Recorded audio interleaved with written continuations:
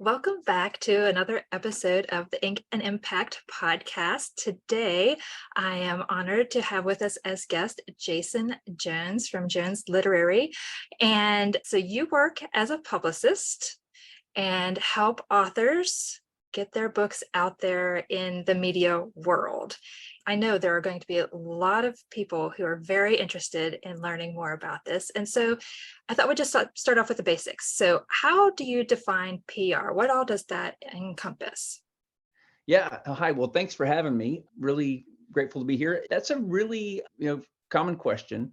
The line between PR and marketing is blurry, and more so every year, as we get further and further out from traditional radio and television interviews, and that being what PR means, to more and more effort being focused on connecting authors with influencers and social media platforms and channels. So for me, still in my mind, the way I define it is it's paid media versus earned media, and paid media being advertising, something that's slick and put together in a studio somewhere with an editor, or something that a network or a station puts together, prepaid message. We all know those when we see them. And a lot of times we end up just scrolling right past those things. We don't pay those much attention. That's marketing to me, is more paid messaging, paid advertising. PR, on the other hand, is more earned, which is earned because of my particular reputation or my expertise or my relationships that I've created in a certain industry or space with certain radio, TV hosts, podcasters.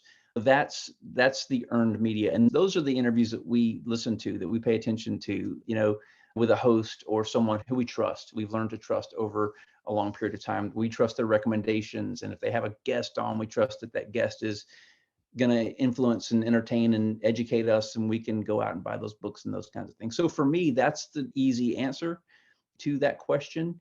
As a PR person, over the years, I've done other types of PR, crisis communications, product launches, all those kinds of things too. And that's in the family, but a little bit different.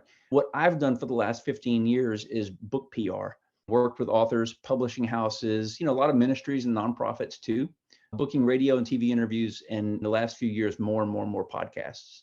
So it's a little bit probably more of an answer than you were looking for, and I No, answered the question you didn't that's ask. perfect. That's perfect. So I love how you differentiate between paid and earned. And especially as self-published authors, a lot of times we are on a limited budget. And Mhm. so the fact that there is an option for us in the earned category is really exciting. But on the other hand, it can also be intimidating. So what kind of recommendations do you have for, let's say, a first-time self-published author? How can they get started with PR? Well, I think the most important piece of this thing is to remember, and please forgive me, and I hope your audience will forgive me if I use some cliched answers, but you got to start small. It's a marathon, not a sprint. All these things are true. You are not, and I talk to self-published and indie authors all the time who contact me. They've written a book. It's their memoir. It's incredible. How do I reach out to Fox News or the Today Show? You know, their story may be incredible, but the truth of the matter is those folks aren't going to pay attention to you, not because you're not wonderful, but just because they have thousands of pitches in their inbox, and there are just a very few select emails they're going to be able to open every day. And those generally come from people that they know, publicists or agents or publishing houses and those kinds of representatives.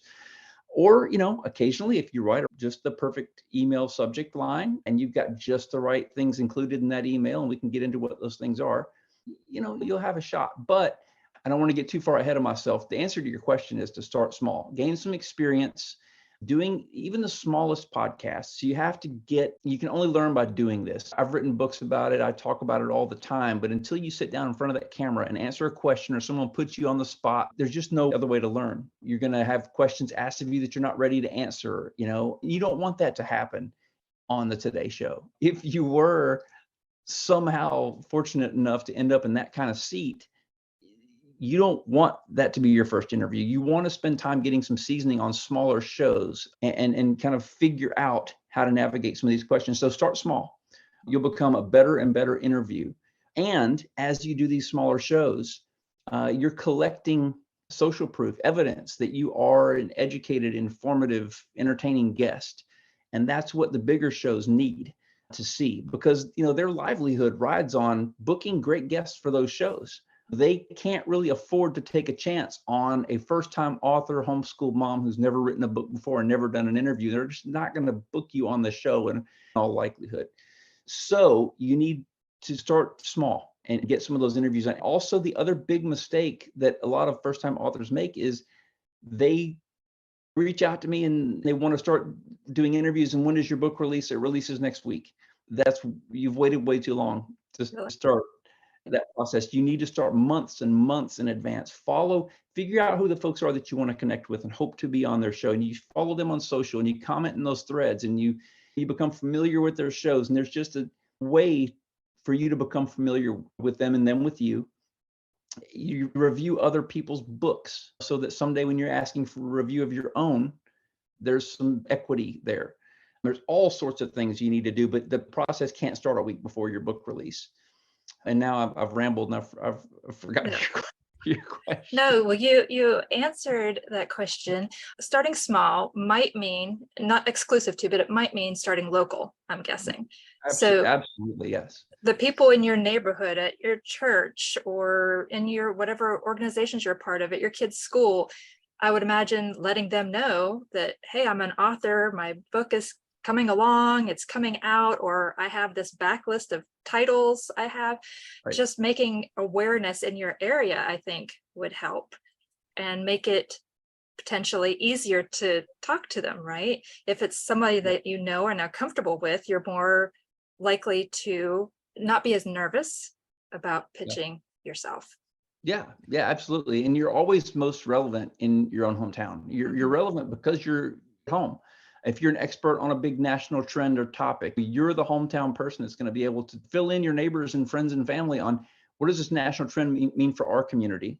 What is this new economic news that's come down? What does this mean, nationally, maybe globally? What does it mean? Well, you're the local expert. You're the person that we can plug in, mental health crisis, whatever it is. If you're a counselor, you're the person locally that they can count on to kind of fill us in on what's happening around the world and how it affects us. So you're always relevant because you're home.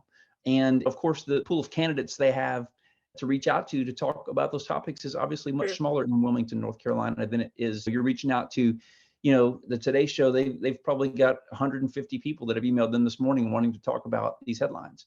And so again, you want to be at the head of that list, front of that line, then you need to be the most experienced and the most qualified person. And until you do some things locally, you're not going to be that. The other part of that is, and I'll tell people that you may do at some point the Today Show or Fox News or whoever it is, but you're not going to do it regularly in all probability. You can be a regular guest on those shows in your market. So own your hometown.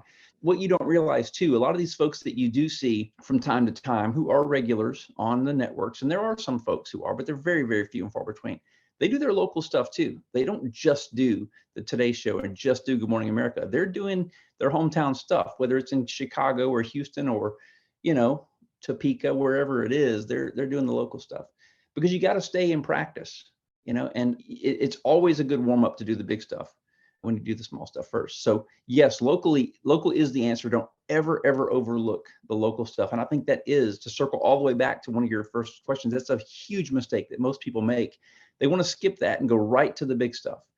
And all these same principles apply for podcasters. You're probably not going to do that huge podcast until you've done some of the smaller ones first.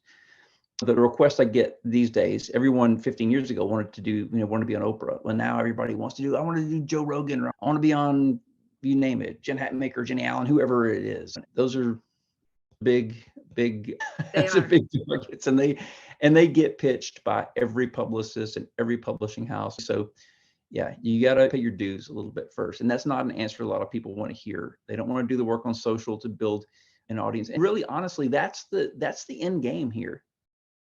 You don't want to have to rely on other people's platforms. You want to build an audience of your own. And the idea of doing media, you do media to push people back to your platform so you can grow and cultivate an audience of your own. That's the whole objective. It's not just to sell a book. You do want to sell some books, of course. But if you build an audience of your own, then you're going to sell books for years to come because they're yours. Yes. And one point while you were speaking that I got to thinking about too is that to your point of not just selling books, when we reach out in advance of our book coming out, we're not just saying, here's my book coming out. We're saying, here's the topic that I talk about in the book. Right. And this is how it relates to you and your audience. Because ultimately, whoever we're pitching PR, whether it's the Joe Rogans or it's the Today Shows or whoever it is, they're trying to serve their audience, right? Exactly. And so as authors, we shouldn't just look at the gatekeeper of those shows as the person to really please. It's how can we serve their audience Exactly. with the knowledge that we have. That's exactly it. What's in it for me? I mean, that's what the audience wants to know. And that's what the host is trying to serve. You're exactly right. Nobody cares that you wrote a book. Your book is not news. I've been saying that for years. 3 million books are published every year. Your book is not news. All the audience wants to know is what's in it for me. If you can explain why your book is unique and relevant and important, and then you're drawing me in. I need to read this book because it's a different take on this topic, because I don't care that you wrote a book. And honestly, I don't even care who you are as an author. You could be anybody. If this book is going to benefit me in some way, I don't care whose name's on the front of it. I want to buy the book. It's not about you. And a lot of people do make that mistake to think that their book is news, and it's not. Unless you're, J.K. Rowling or Stephen King or whomever, your name doesn't matter. But if you're on the air, you're on a podcast, or you're on a local television radio station, and people hear you and you're engaging and informative and they like you, and those interviews are only going to be 9 minutes, 12 minutes. And gosh, I like this person. I wish this interview were longer. I want to hear more. Well, I know we didn't have a lot of time today, but we talk about this every day over on our podcast or over on our Facebook or Instagram page. Jump over there. We'll continue the conversation. We have links and things there. So that's how, they're not ready for this conversation to be done. I have a question. I want to engage this person. And that's how we push them back over to our socials and continue the conversation and grow our own audience there. And that's the ultimate objective and reason that you do media. That is so good. What you just shared, I feel like I should type that up and put it in front of me, of how to conclude a guest episode. Like most people, if you're on a podcast, will ask, how can others connect with you? And we might say, oh, here's our email or here's whatever, but that's great real estate for you to promote whatever, to get them on your newsletter list with something that maybe you offer, a checklist, or if you write fiction, a short story or something like that. So that's right. really And I always tell people to don't wait. A good host will ask that question. So where do we learn more? But don't assume and don't wait, because if they don't, then we're out of time today. Thanks for being on the show. You're done. You've missed your chance. So take that into your own hands. And as you sense that segment is wrapping up, and again, that comes with seasoning and experience, when you're answering that last question, that's when you plug that in. Oh gosh, I have so much more to say about that. I wish we had more time. And it's also a great way to prompt. Well, you know what? I do too. Why don't you come back? So it's really, these are all the conversations. It's a skill, I guess, and it's something you kind of learn to work in. So these are all just the kinds of little tips and things that I like to share with people as they're getting started. Well, let's talk a little bit about the different types of media outlets. So I know it used to be radio was really, really big, and TV is still somewhat big, depending on who you're talking to. And then there's the newspapers. Some people still read those, but how do each of those play into today's PR? Are they still important? Yeah, well, they all are. I mean, I honestly don't know anyone who still walks to the end of their driveway and picks up their newspaper. I miss that, but it's been so long. I do still read my hometown newspaper, though. I read it on my iPhone every day. So newspaper these days really means you're going to the Memphis Commercial Appeal app or the St. Louis Post-Dispatch app or wherever, and reading your hometown paper. But there's a lot more opportunity, a lot more space there. Newspapers only have a certain amount of column inches they can dole out, or did years ago, but now they can post a story in the middle of the day. They have an endless amount of space for content. And that's an advantage for you too, as an indie author, local person. They do have room. They'll never tell you they don't have room for the content, as long as it's good and it benefits the reader. The other thing I will say too, before I forget to mention, that is often missed, video content for your local newspaper. 20 years ago, you would have no reason to send video to your local newspaper. But nowadays, if you've got an iPhone and a tripod and you can set up and offer up a competent 20-second soundbite on a news story as an expert, that's out there for you. So yes, newspaper is still relevant. And those are links, again, that you can share, that's social proof. It's something you can share on your Facebook feed and Instagram feed to give that story shelf life and give you some credibility. And radio is still a big part of what we do. And I suspect it will be for a while, but absolutely, positively trending downward slowly as podcasts pick up. I forget which automaker it was several weeks ago that announced they weren't going to include AM radios in their cars anymore, which was just shocking to me because that's where most of your talk radio resides. So yeah, and we're moving away from that, but I suspect we're 5 or 10 years yet. So it is still a vibrant and important piece of it. And we book a lot of local radio in top 50 markets generally, and a lot of syndicated shows still. But yeah, podcast is exponentially the largest or the fastest growing piece of our business. And it's tough because everybody's got a podcast, and is their show any good? And how many listeners and downloads do they have a month? Because our authors only have so much time. They can't do 60 podcast interviews this month. So which are the best and what do I do? And I don't have time to listen to all of them. So it's just, figuring out which ones are the right ones. But podcast audiences are very, very loyal, and they will buy a book if the host recommends it. And, it is a chance to really focus on a very specific audience. Honestly, I tell some of our clients, you're better off doing a podcast with 10,000 downloads a month than you are doing the Today Show sometimes, because you may reach 700,000 people on the Today Show, but you may only have 3,000 of them that care about your topic. And if that's the case, the producer hasn't done a great job. But it's a little more scattershot. Is that audience still tuned in at that time during that 8-minute segment, within that 3-hour show? A podcast, you know exactly who you're talking to, and they're going to listen. Whether it's on the treadmill or on their way to the grocery store, you're going to hit that audience, and they can listen multiple times and click that link in the show notes and all those. So it's just a much more focused opportunities. They're all important though, because one feeds the other. If I've got a great podcast interview that I did on a smaller show, now I can use that to help pitch the larger show. Hey, look at this great interview that I did. If you wonder if I'm a great guest, here's proof. Same thing with your pitching national TV. You want that local television clip that you can send up to the national folks. So it all builds. It's all important. Yes. And I think that we have to remember that people consume content in different ways too. Some are audio, some are visual learners, some like to read. So there's that important piece to remember as well. So is there a difference in the way you pitch to the different mediums? Yeah, absolutely. They each want different things. I mean, like I said, TV video is really important. They want to see the guest. They want to know that you can deliver a really solid 5 or 10-second soundbite. It's a visual medium. Not as important with radio, but they do want to hear you and make sure that you don't have to be the most eloquent speaker in the world, but you got a lot of really, really smart people that write some really heady books that just have a tough time conversationally or speaking in that kind of setting. So they want to hear you. They all generally want a short-ish email pitch. Who are you? Why are you writing me? Why are you qualified? What is this? Why does my audience care? You got to get right to it, and you got to include the right elements.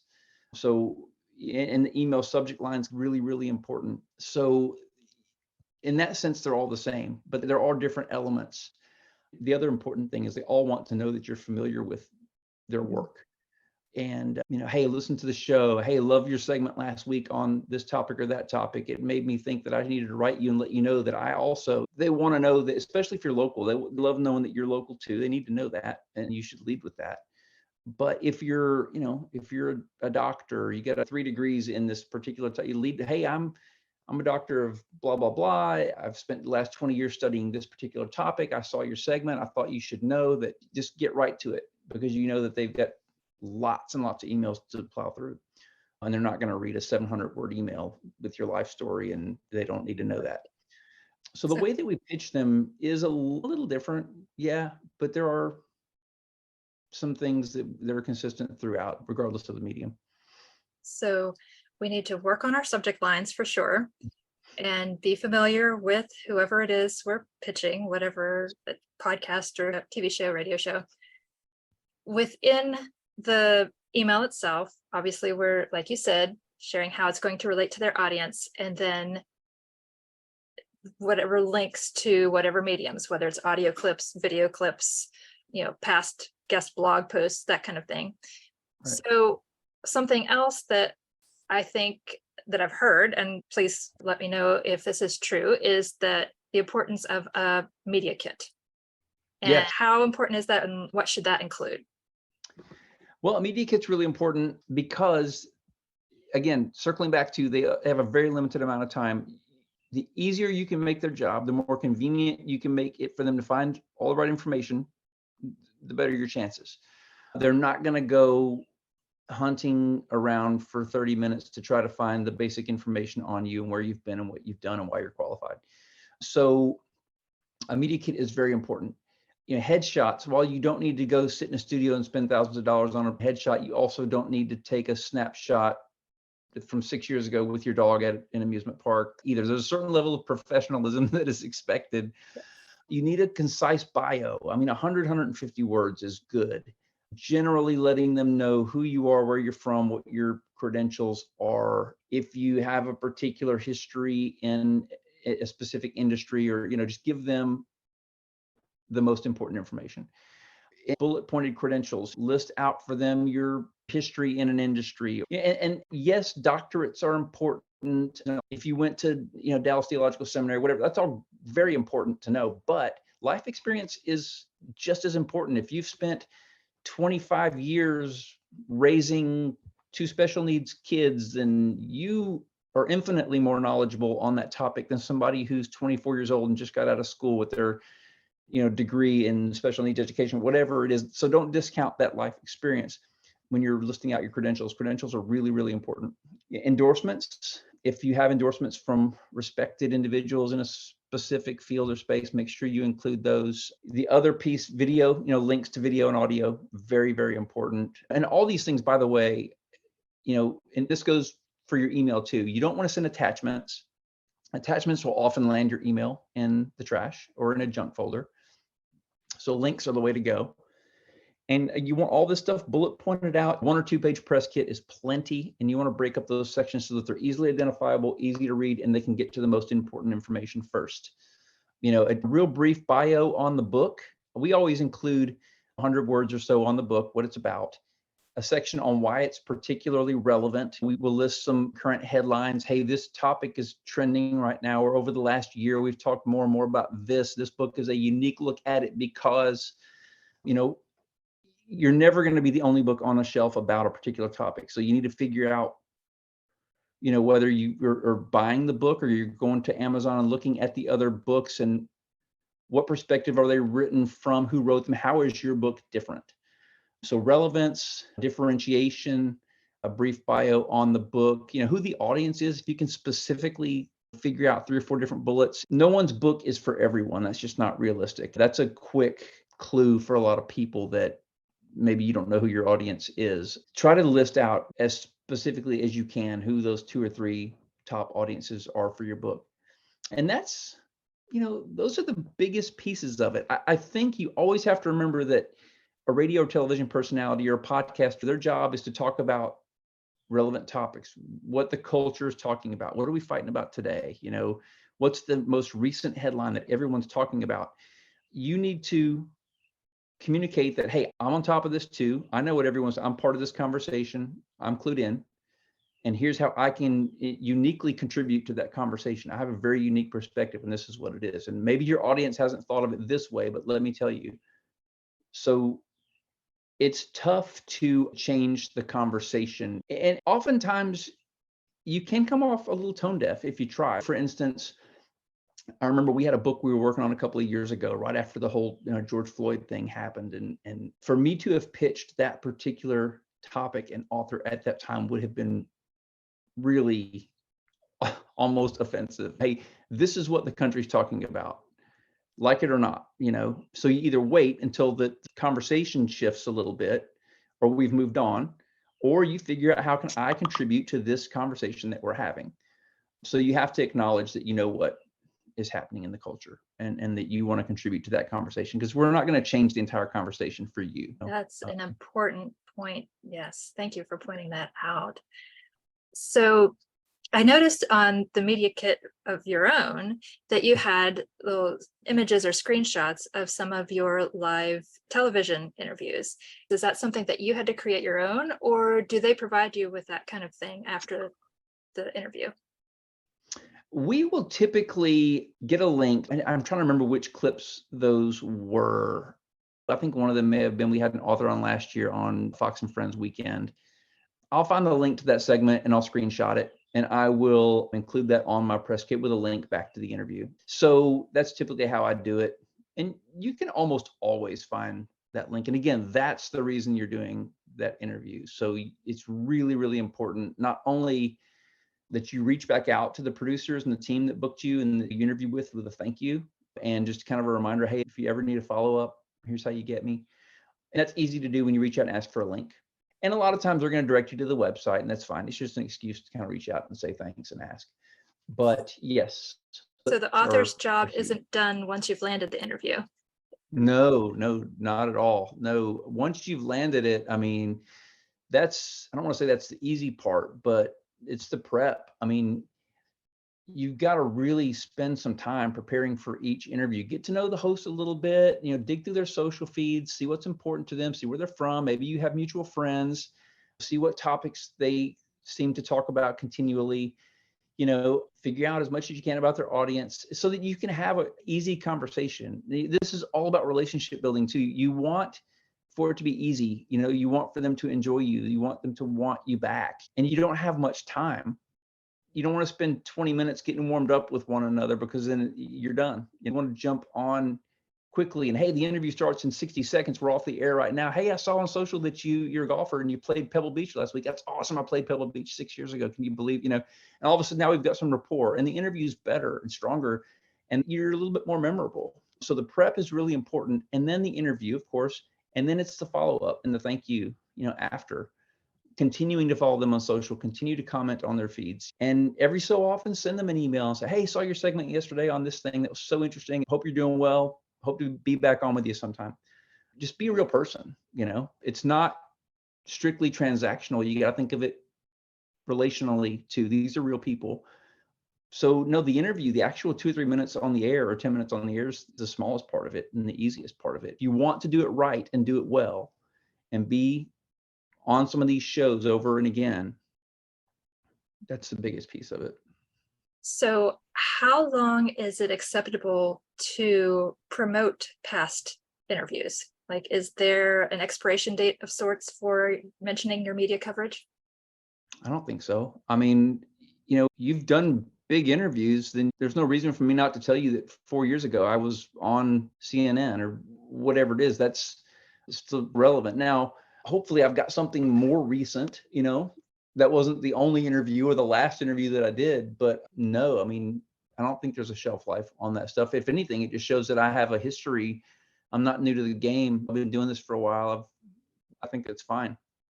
I had another question that came to mind. So is pitching different for nonfiction authors versus fiction authors?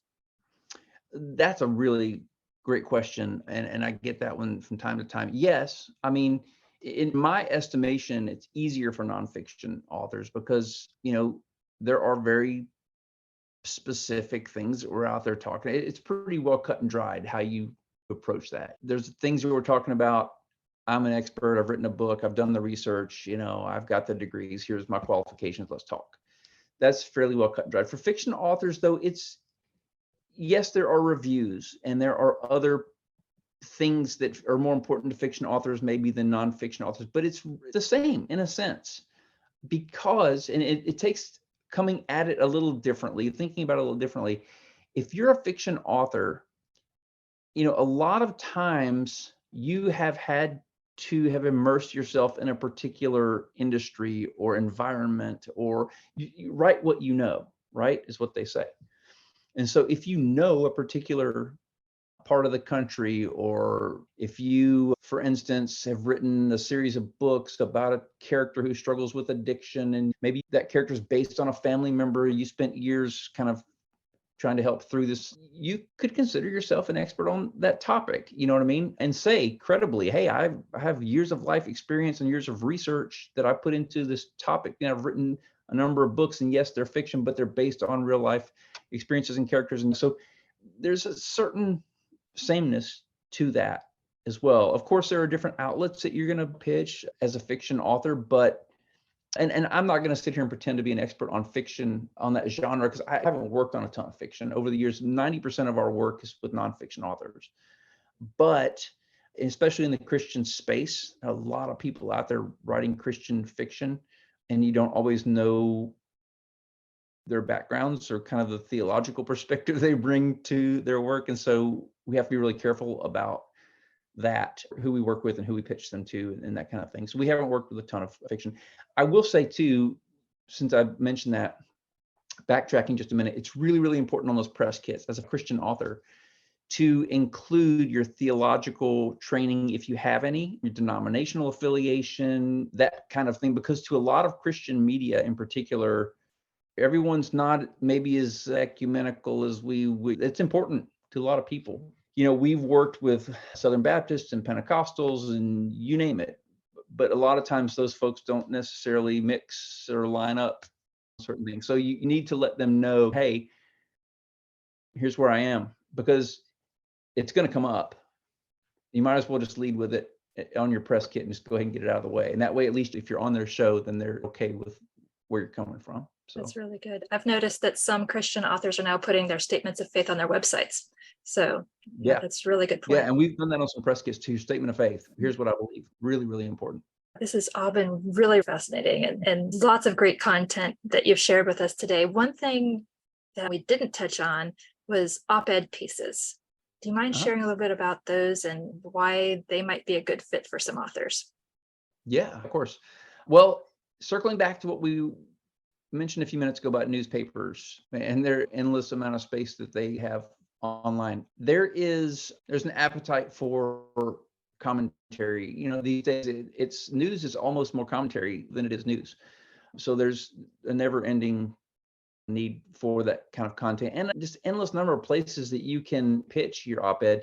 Typically 700 to 800 words tops is what most folks are looking for. Unfortunately, that's our attention span these days. You're lucky if you can get somebody through 700 words. But I would say, kind of as a tip, what we like to do is we'll write a summary, 2 or 3 sentences, 100 words maybe. What is it that we're looking to say? What's our approach? What's the topic? Kind of how are we coming at it? And we'll send it to a number of outlets. Hey, we've got this guy or this gal. Here's what they have to say about this topic, this thing we're talking about. Would you be interested in seeing this from them? Here's why they're qualified to write it, by the way. What do you think? And that way, I don't spend time writing an 800-word piece that I can't get placed anywhere. Or you might hear from them and they may say, you know what, that sounds great. What I'd also like to hear is this. Or I don't like that approach, but since he looks like he's really well versed in that topic, could he give us this instead? So that's one thing that we like to do, is just kind of reach out first with the idea. You know, or even as a response, read through a lot of the online outlets, see what a particular commentary has said, what their take was on a topic, especially if it got a huge number of comments or a huge number of shares, then you know it's a bit of a hot topic. And if you have a different take, you write a response to that topic. So, you know, those are 2 ways that we kind of go about it. But absolutely, op-eds are a huge, huge deal. And yes, you should pitch them to USA Today and the Wall Street Journal and all those people, but your local paper, again, is probably the best place, because the other part of that is things that are published in your local paper a lot of times get picked up by other outlets. Doesn't always happen, but it can. So, because you have these big Gannett or whoever owns all these different newspapers and all these different markets, you might write something for your local paper and they see it and think, oh, wow, this is great. We're going to run this in 40 other markets. You know, we own this paper, so we can run it wherever we want to run it. So yeah, that's something that you should be. And if for some reason you don't get it placed, then pop it out on your social feeds and ask your friends to share it. And, or, you know, there's somewhere you can use that content. That's but so good. Yeah. So kind of in summary, so the main emphasis is to start small. Yes. And I'm guessing we should, as authors, also manage our expectations. I'm thinking that there's probably going to be a lot of no's or no response at all. but there will be some that will accept us and to just keep consistently pitching. Yep. Is that Yep. correct? Media begets media. You will, once you have one interview, it'll be easier to get the second. And when you've got two, next thing you know, you'll have four. And the first few are the toughest to get. And you will hear a lot of no's. Everybody does. That's just part of the process.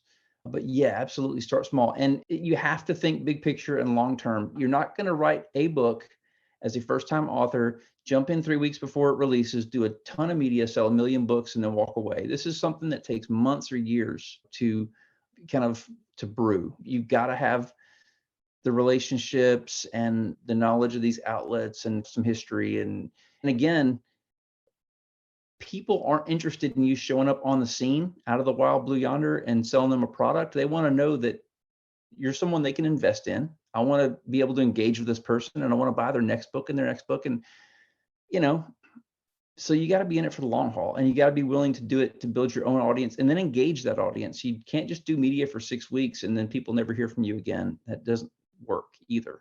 You got to be willing to, after this, we usually work with authors for 3 or 4 months at a time. And I tell them, hey, man, you're just getting started. We've kind of lit the match and thrown it on the stack, and you got to keep this fire fed. So you got to be willing to put in the work after if you really want this to happen. Yes, that's so good. There are large different types of authors that listen to this podcast. And so if you're an author who's listening and saying, I'm just running to write my memoir for my family, or I'm just wanting to write this one-off book and just say that I've written a book, all of this sounds like way too much work, and that's fine. You can be a one-time author or just what they call a hobbyist author, right? There's nothing wrong with that. Write the book that God has called you to write, even if it's just for your family. But if being an author is what you want to do for your career, then this is definitely worth investing your time and effort into. Yeah, absolutely. I mean, everything I've said for the last 45 minutes is, I'm really not speaking to that kind of vanity author who just has the one book. That's not who we're talking to here. Right. Yeah. We have found that most of the indie authors, and I love working with indie authors and self-published folks. I always have. Honestly, I enjoy that more than I do working with some of the major publishing houses and the big authors that come with the huge expectations and sometimes egos too. I much prefer working with folks who are so excited about this book they've just written and are just getting started. And there's so much enthusiasm, and I love helping those folks. But, our business growing and our people fed, we got to work with those big authors, and there's not always time and resources and bandwidth for us to work with a lot of self-published folks. But I also hate turning people away and saying, we don't have time, or I don't have any way to help you. So a couple of years ago, we started building out these toolkits, author toolkits for indie folks. And also budget's a huge part of this thing. What we do is very, very time consuming, and it's expensive.